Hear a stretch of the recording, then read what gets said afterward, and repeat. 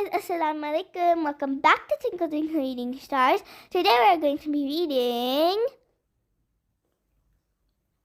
Snowman Magic by Catherine Tegan, illustrated by Brandon Dorman.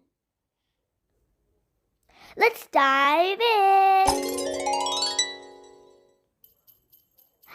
It had been snowing all day. Snowing. George was bored. There was no school, so he needed something to do. He kept looking at the window. Would it ever stop? The next morning, the sun was shining. When George looked out the window, everything was a brilliant white. The snow was so bright, it was almost hard to look at if he squinted. He could see it was very deep, and it had drifted high against the slope in his backyard. George put on his warm socks and his snow pants and his flannel jacket. Then he put on his snow jacket, his boots, his mittens, and his hat. He was ready. Outside, the air smelled clean and cold. George plunged into the snow. It was fluffy, but crunchy too. He made a snowball and threw it against a tree. It was very quiet. George took some snow and packed it into a small ball. Then he started rolling the ball in the snow. The ball got bigger and bigger. When the ball got too heavy to roll, he stopped rolling it near the bottom of the slope. Then he started rolling a medium-sized ball. He put it on top of the big ball. Finally, he made a small ball for the top. George went inside and found a scarf in the closet and a carrot in the refrigerator. In the old days, his mother told him people used to take pieces of coal and used to make them into eyes. But there wasn't any coal in George's house, so he found 2 buttons and brought them outside with the scarf and the carrot.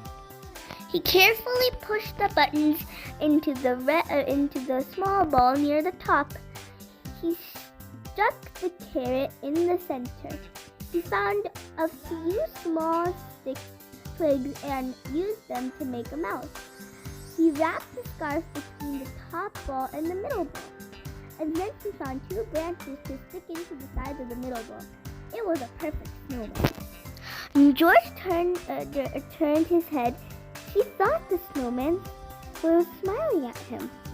How could it be? Time for a snack, said George. He went inside the house and got 2 mugs of hot chocolate and some cookies. He put them on the snow table. Would you like something to eat? George asked. I can't drink hot chocolate, the snowman said, but a cookie would be nice. It was magic.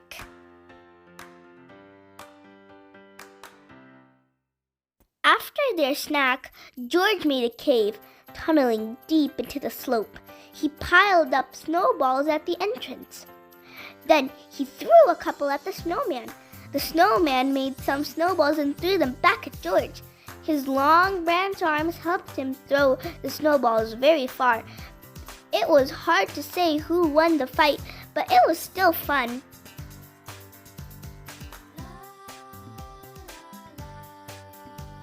The snowman chased George around the yard, and then George chased the snowman. The snowman couldn't move that fast, so it was easy for George to sneak up on him. It was starting to get dark.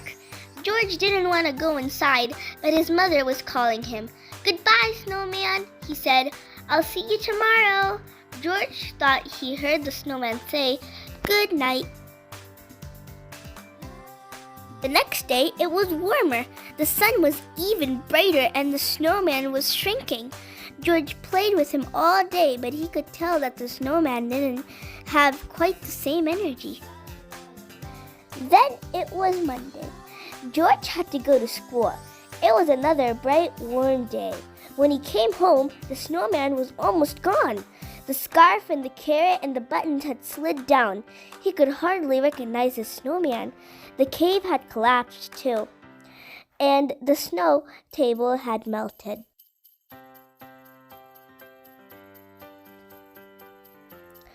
The next morning, George looked at the window.